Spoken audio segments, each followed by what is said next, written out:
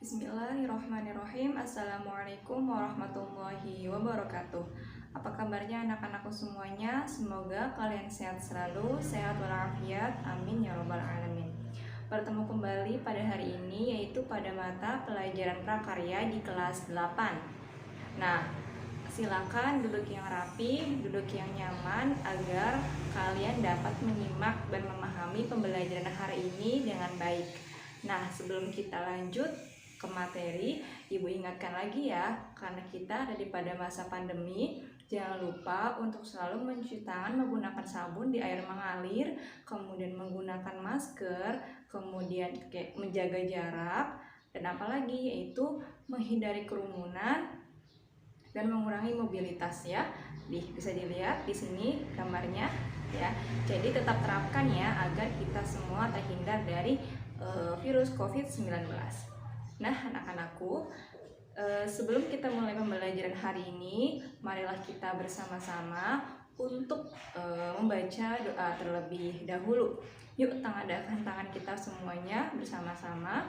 Baca doa, mulai. Bismillahirrahmanirrahim. Raditu billahi rabba wa bil islami dina wa bi Muhammadin nabiyyan wa rasula.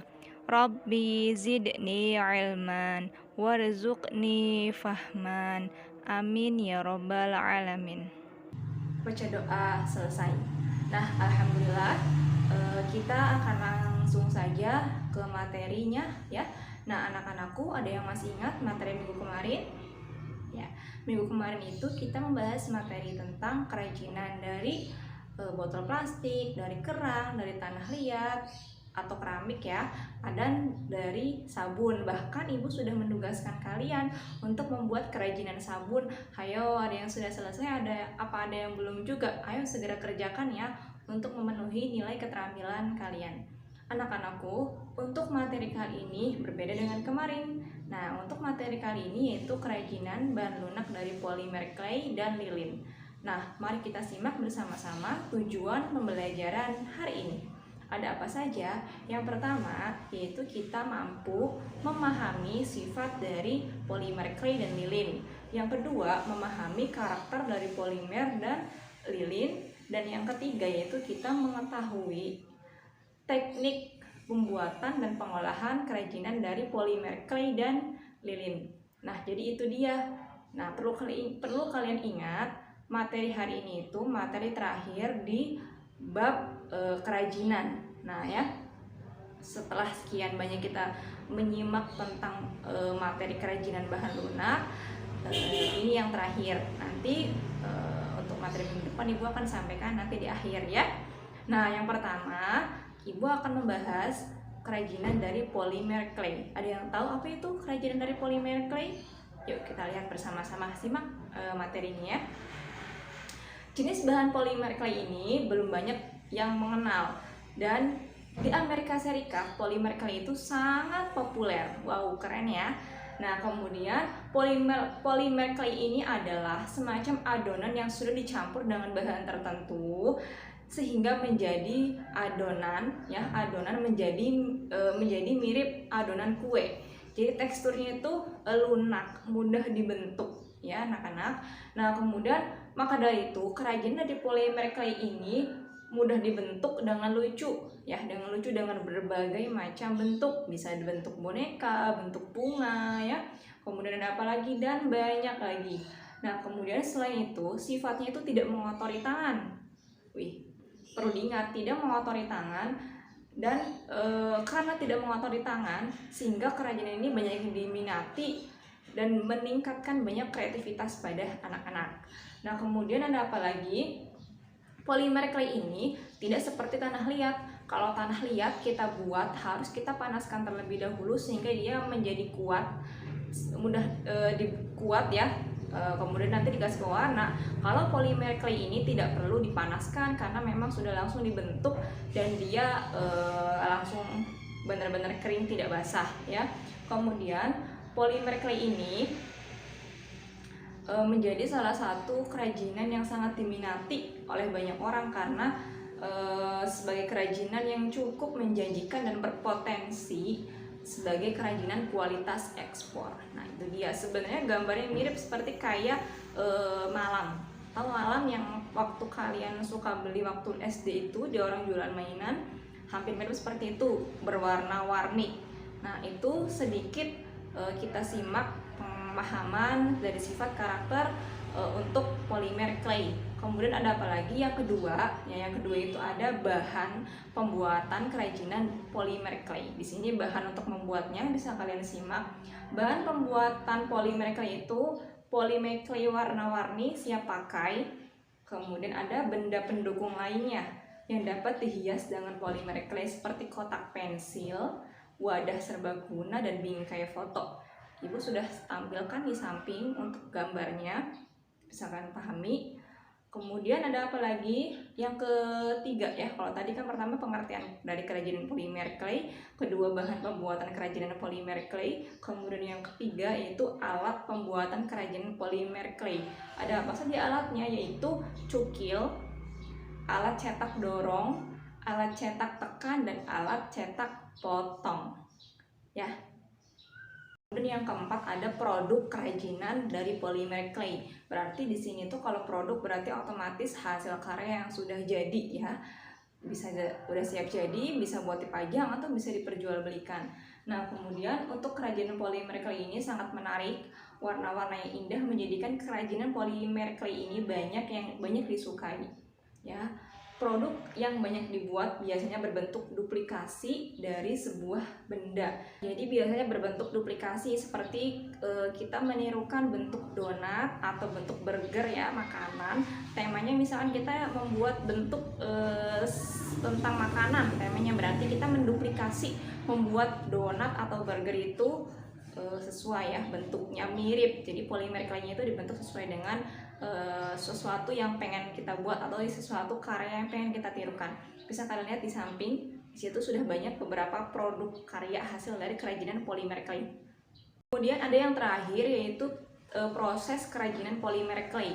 Prosesnya itu yang pertama, polimer clay ini dapat dicampur dengan mudah ya, sehingga akan didapatkan berbagai variasi warna campuran atau kombinasi. Nah, caranya itu dengan cara mencampur beberapa warna dari bahan polimer clay. Nah, kemudian dicampur itu dari polimer clay yang didinginkan. Kemudian coba beberapa jenis polimer clay ya, karena masing-masing jenis memiliki karakter kelunakan yang berbeda. Nah, ada juga jenis polimer clay yang harus dipanaskan terlebih dahulu. Ternyata ada ya. Nah, kemudian ada juga polimer clay yang tidak usah dipanaskan juga. Nah, yang dipanaskan itu dia harus ada di bawah suhu 100 Celcius. Nah, kemudian jika didesain dengan unik dan mengikuti tren yang ada, kerajinan polimer ini dapat bernilai jual yang tinggi. Nah, kemudian bisa kalian lihat di sini ada beberapa teknik. Nah, di sini tuh membuat gantungan ya, membuat gantungan kunci atau membuat gelang ya. Dari awal sampai akhir kalian ikuti prosesnya, itu dia menggunakan beberapa macam warna-warna. Jadi hasilnya itu indah. Jadi polimer clay ini salah satu kerajinan yang memiliki warna-warna yang indah.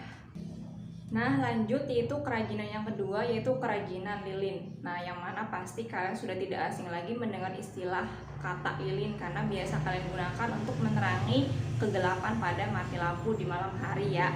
Nah, bisa kalian lihat, lilin itu merupakan sumber penerangan yang terdiri atas sumbu yang diselimuti oleh bahan bakar padat. Nah, kemudian menurut sejarah nih, sebelum abad ke-19, bahan bakar yang digunakan untuk lilin ialah lemak dari sapi. Nah, yang mengandung asam stearat.